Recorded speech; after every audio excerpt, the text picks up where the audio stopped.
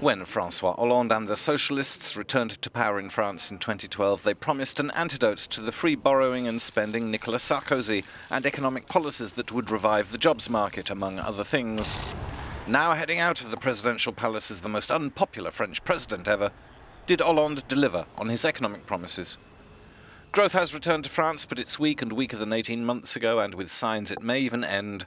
With less growth, the government was unable to cut the public sector deficit as much as it wanted to in 2016. Neither the deficit nor debt figures are in themselves unsustainable, but the slightest unfavourable event could see all sorts of targets being missed. Consumers saw modest wage rises in late 2016, but the value of the extra cash is eroded by quickening inflation, which is dissuading consumption. However, industry and services are doing well, with both sectors enjoying profits and confidence is growing. For this year, the figures don't look so bad, but the polls say they come far too late for the Socialists, and in any case, the figures do not match the ambitions Hollande had on taking office. All the varying growth forecasts are in a narrow low range of around 1.5%, but the deficit remains stubbornly high even if the public debt figure has flattened out. After the runaway expansion under Sarkozy, now at 96.7%, it's projected to rise a little more before starting to fall. Hollande's greatest failure has been without doubt his inability to get people back to work.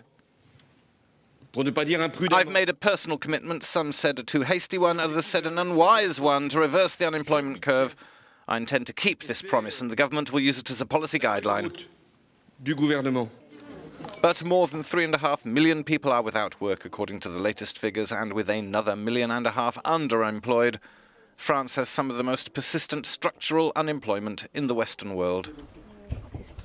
No candidate in the last 30 years has been able to make much of an impression on that figure. And for the Socialists, it's a particularly heavy badge of shame to carry into the election season.